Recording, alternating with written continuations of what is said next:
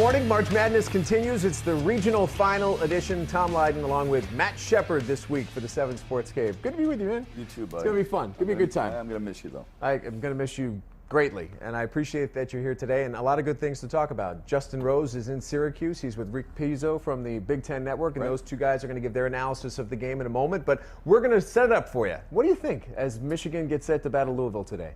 Well, Michigan State. I'm stunned. I am. I'm surprised. I thought Villanova, and I saw Villanova up close and personal in Brooklyn. They're a really good club. Jay Wright did a really good job. What Rick Pitino and Tom Izzo have done this year might be their best coaching jobs we've ever seen. I know we say that a lot about Izzo because we're here and we see him on a regular basis. Think about this. 28 years ago, this year, Rick Pitino took a Providence team to the Elite Eight, the Final Four, right? Yep. Led by Billy Donovan.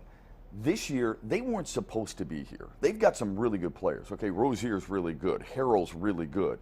But to lose Chris Jones as your senior starting guard and still get this team here, I think he's done a marvelous job. And Izzo, too.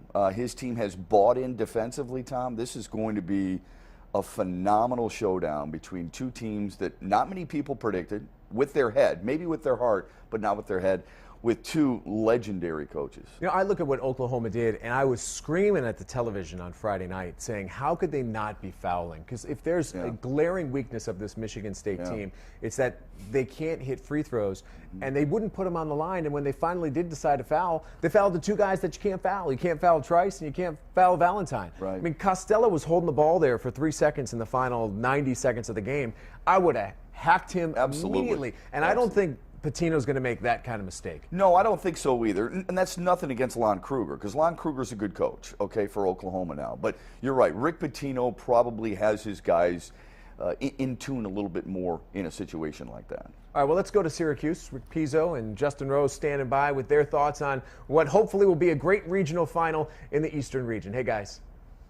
Thanks, Tom. It's the Sports Cave, away from the Sports Cave, joined today by Big Ten Network's Rick Pizzo. Rick, welcome to the Sports Cave. I know it's a little, we've been hanging out in here a little bit, watching some of these games. What an exciting, Elite 8, Sweet 16 weekend. Hasn't it been great? Yeah, it's been an unbelievable tournament overall so far, and obviously for Michigan State fans, great moment on Friday night to watch them get another chance to be one game away from the Final Four, and if that wasn't enough, to watch on Saturday and see Wisconsin-Arizona rematch, unbelievable, and Notre Dame almost beat Kentucky. The tournament had kind of slowed down for a while. Sure. And now we're back into those drama moments. We're going to hopefully see, maybe, I don't know, Spartan fans out there probably don't want to see too many drama moments today in Louisville game, but what's some of the key matchups, key things that the Spartans need to do to get a win to get back to the Final Four? Well, everybody's going to talk about Brandon Dawson and Montrezl Harrell because they're two unbelievable athletes, guys who go up on the glass. And Tom Izzo joked around that Harrell can dunk with his ankles. Yeah. I mean, he is an unbelievable physical specimen. Honestly, my bigger concern is Louisville's guard play because Quinn Snyder does not turn the ball over, and Rozier is so fast that my question is defensively, you have to put Tum Tum Nairn on Rozier, but if Tum gets in foul trouble or if he needs a breather, who guards Rozier? Is Trice quick enough? Bryn Forbes probably is not. You don't want to risk getting Travis in foul trouble. So to me, everybody wants to talk about the guys in the paint, and that will be huge getting on the glass, but I'm a little concerned about this guard matchup defensively from Michigan State's perspective. It's an interesting element. I asked Harrell what he thought about Dawson's energy level, and he kind of issued him maybe a backdoor challenge. Take a look.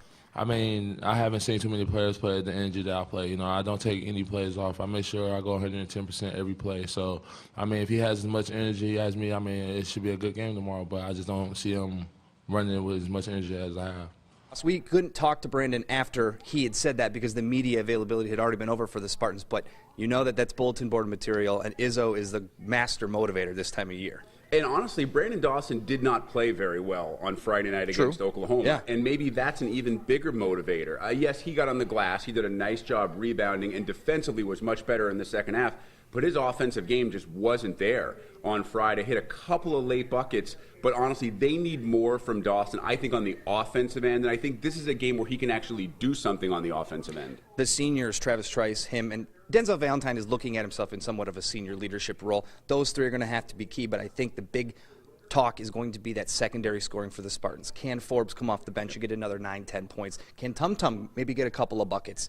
Those are the things. But Rick Pitino, a lot of people are not overlooking it, but his factor, the Izzo factor is there in March. What about the Pitino factor? Well, Pitino has been to more Final Fours than Tom Izzo, and not very many coaches can say that. He's been to 7 and Izzo to 6.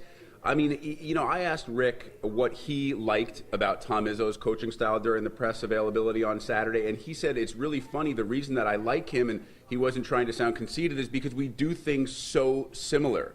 The way that they treat their players, the way they practice their players, the way that they try to approach life on and off the court as well. I mean, these are two of the great coaches, not just current coaches, but these are two of the greatest coaches in the history of NCAA basketball, especially when you get into tournament time. They're not playing one-on-one. Nobody's paying a ticket to watch Izzo versus Pitino, but it's absolutely going to be a factor. The chess match will go on. How's your bracket looking, by the way? Not so good. I think I threw it away, I don't know, 10, 11 days ago already. Yeah, a lot of people out there hoping that Michigan State, probably only for fanship, can get to the Final Four. There's a few of us who do have them in the Final Four. We'll have our predictions coming up later on. Tom, back over to you. Thank you, guys. Great stuff from Syracuse. What a cool setting, too. One of the, you know, it's not the prettiest arena, but so much history at the Carrier Dome and a lot of big games played there. And I think this is going to be another classic today. Let me ask you this. Do you watch games for coaches? Rick Pizzo just mentioned that. I don't think people are watching for Izzo Pitino. I do. I mean, I think it's fascinating, especially two guys with these types of reputations. Are we watching for their teams? Absolutely.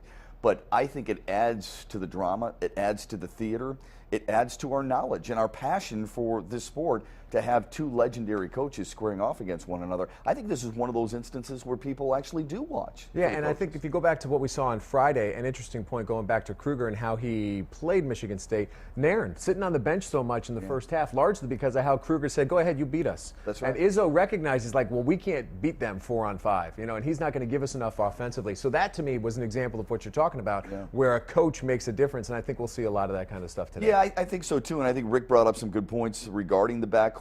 I think one thing we have sold Michigan State short on, I don't want to say all season long, but the majority of the season, is their ability to defend. It has not been the Travis Walton-led type defensive teams we've seen in the past. It's more of a collective effort. They have gotten a much better grasp, I think, of Michigan State's defense. I don't know if they've dumbed it down. I don't know if they've made it, simplified it a little bit, but it seems like they have all the right parts in place. They've got a rim protector in Matt Costello when he comes off the bench. Brandon Dawson can guard you out on the wing and in the block. It's an incredible weapon to have. And then you've got some length with Denzel Valentine at the guard position. So I think from that standpoint, we shouldn't undersell what Michigan State can provide on the defensive side of the floor. We want your feedback. Obviously, use the hashtag 7SportsCave. We're going to start answering some of your questions, looking at some of your comments after we take our first break. But before